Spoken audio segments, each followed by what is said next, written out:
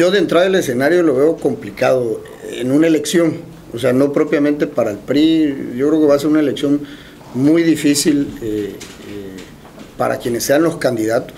Obviamente en el caso del PRI, que a eso le apostamos y a eso vamos a trabajar. Una, para que el PRI mantenga la gobernatura. Yo no me veo haciendo política con un gobierno de otro partido. En ese sentido, yo sí lo he comentado con amigos generacionales, con gente, pues obviamente que tiene mucho mayor experiencia que uno, de que a final de cuentas a la generación que estamos, si perdemos la gobernatura, se trunca hacer política realmente en el Estado. No, lo podrás hacer lateral en el partido, pero ya no desde el ejercicio del poder como poder ejecutivo, donde puedas además concretar la experiencia que traes y convertirla en desarrollo para el Estado, que finalmente, pues si el gobierno lo que oferta pues son servicios, ¿no? De cómo con el servicio mejora la calidad de vida en una entidad, y en el caso de Tabasco yo creo que eso es lo que se aspira. Pero yo sí lo veo difícil. Va a ser una elección muy complicada. ¿En qué consiste? Vamos a llegar en una transición, si se quiere ver, del poder a nivel federal. O sea, ya como me acuerdo que dijo alguna vez una gente, me acuerdo de una conferencia que trajo Humberto Mayans con la fundación que ahora le critican, que vino el doctor Loyola, fue el que trajo. Recuerdo que la dio, con Cuauhtémoc Cárdenas igual también, nada más que... Pero el doctor Loyola, me acuerdo que se echó una frase que dijo que el 2000 no era un puerto de llegada, era un puerto de partida, era un puerto de paso. O sea, llegamos a una alternancia del poder, como le dicen, no transición, pero fue un puerto de paso.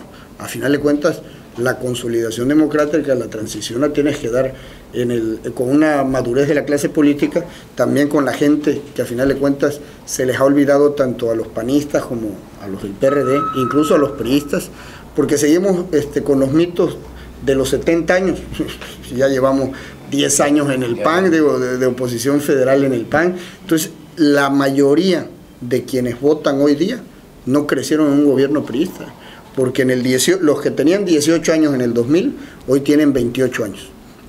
Y los que tenían 15 o tenían 10, o los que tenían 8 años en el 2000, hoy tienen 18 años.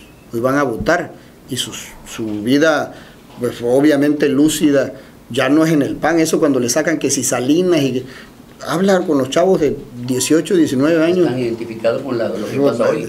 Para Salinas es su leyenda negra, ya no hacen la carga negativa.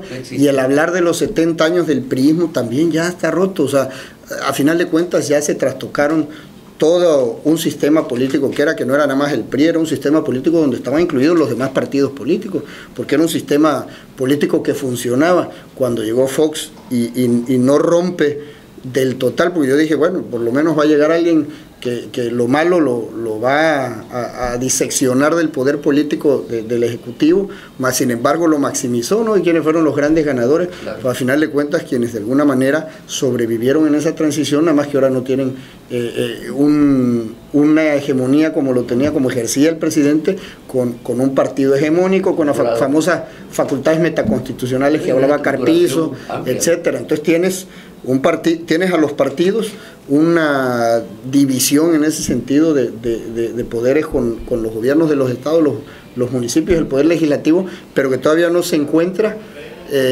la conducción para que en lugar de haber frenos, haya la conducción. Pero por ejemplo, todo este análisis que estás haciendo, Tabasco, y bueno, Tabasco en esa parte vienes otra vez a un péndulo que seguramente si no juegan rudo los panistas como lo van a hacer, yo creo que el PRI va a regresar a Los Pinos, va a ganar vamos a ganar la presidencia de la República. ¿No significa una transición, que hubo una transición después de 15 años de un gobierno, de un grupo político dominante en el Estado, y a partir de la llegada de Daniel Sarroque como un aspecto de una transición? En una parte al interior del PRI, pero me refiero a una transición a nivel federal donde se va otra vez a regresar, donde van a cambiar otra vez de alguna manera las reglas del juego. ¿Las decisiones centralistas? No tanto que se vayan a regresar al centro, pero sí obviamente se van a tomar decisiones no en las ínsulas estatales o entidades o regionales, sino obviamente visto como un todo, ¿no? A ver, si el PRI recupera la presidencia, pues a final de cuentas van a ser decisiones que beneficien a todos, no en la parte de una Peña Nieto entra ya como entra como un presidente tradicional, no, entra con un Estado ya totalmente ya un desmantelado, completamente dividido. Por eso es lo que te digo. Va a tener que seguir respetando las fuerzas se locales. Cambie o no se cambie la fecha de la elección, que bueno, es que lo decidan el Congreso local de acuerdo a las perspectivas y análisis que puedan hacer.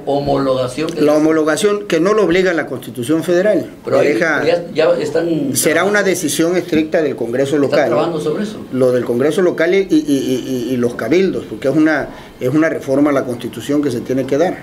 Pero se está trabajando sobre eso. Bueno, he visto que se ha declarado. Pues nada más son declaraciones. No conozco si se esté haciendo una iniciativa en la Cámara local, porque tiene que ser en la Cámara local, no es la Cámara Federal.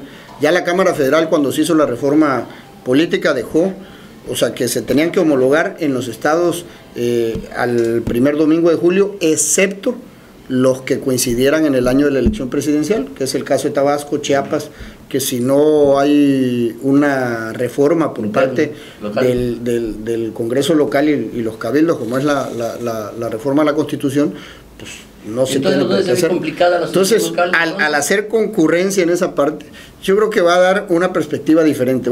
El pleito o la competencia electoral que siempre ha habido aquí, PRD con PRI, de alguna manera, aunque digamos que es circunstancial, pero bueno, hoy 2 municipios los gobierna el Partido Acción Nacional. Uno de ellos incluso ya ha pasado por los 3 partidos, y a eso nos vamos. Balancán ya fue gobernado por el PRI, por el PRD y ahora por el PAN. Entonces yo creo que ha habido ya una evolución en términos de quienes van y depositan el voto. Pero no es complicado, un proceso complicado. No, me refiero a que va a ser una elección mucho más competida para los partidos. Me refería a la asociación interna de lo que... bueno, dices dentro de... Para hacer quién... No, en la candidatura yo creo que tiene que darse de unidad como la quieran construir, una unidad pactada, una unidad que de veras pueda ser incluyente de todos los grupos políticos y las corrientes que existen al interior del partido, por supuesto, en términos de conducirse por parte de un gobernador que, como en todos los estados, el priista, en el caso del partido, que al final de cuentas tiene que conducir hacia una sucesión. En ese sentido, yo creo que tiene que darse no en consulta a la base, es una opinión muy clara que yo creo que se está solucionando. Se ha generado mucho conflicto, ¿no? Porque efectivamente, si hay una consulta interna, yo creo que vamos a dividir al partido. Tiene que darse, como lo han manifestado ya algunos actores políticos que además aspiran legítimamente a ser los candidatos del PRI a la gubernatura, que tiene que darse en la construcción de un gran consenso. ¿Cómo construir ese consenso? Ahora sí, como dicen, es el quid del asunto. A ver, sentarse y ver en el esquema del PRI, de las corrientes que existen, porque en todos los partidos hay corrientes, hay grupos políticos, de cómo construir esa unidad en términos de poder pues repartir la baraja en términos de participación de todas las expresiones que tiene el propio partido. Yo creo que ese es el gran reto de cómo construir esa unidad hacia finales de año, que más o menos debe de estarse concretando, bueno, dependiendo de los tiempos, cómo se vayan marcando, pero yo creo que si la elección no se adelanta, candidato en Tabasco habrá hasta por ahí de marzo o abril del próximo año. Todavía está la retirada. Si no se adelanta la elección, pero incluido adelantándose, está el caso que obviamente no lo podemos comparar equitativamente, pero el Estado de México, la elección es en julio y no hay candidato todavía. Y Peña Nieto entregó el poder hasta fines de año. Y bueno, efectivamente, pero me refiero a que aún en los estados donde la elección es en julio, el día de hoy todavía no hay candidatos en el caso del Estado de México. Entonces, lo de Tabasco yo creo... Están muy acelerados los aspirantes. Yo creo que son tiempos diferentes, porque Tabasco siempre hemos sido vanguardia, siempre nos salimos del esquema, lo decíamos hace rato, de lo tradicional. Yo creo que lo que sí hay que es ir encuadrando y precisamente ir construyendo entre quienes aspiran a ser los representantes del PRI en la próxima elección para gobernador, que yo creo que se tiene que dar en ese sentido una conducción adecuada, pero sobre todo que haya acuerdos que se respeten, que se pueda construir esa unidad de la que hablamos, pero que no existe, sino que hay que construirla.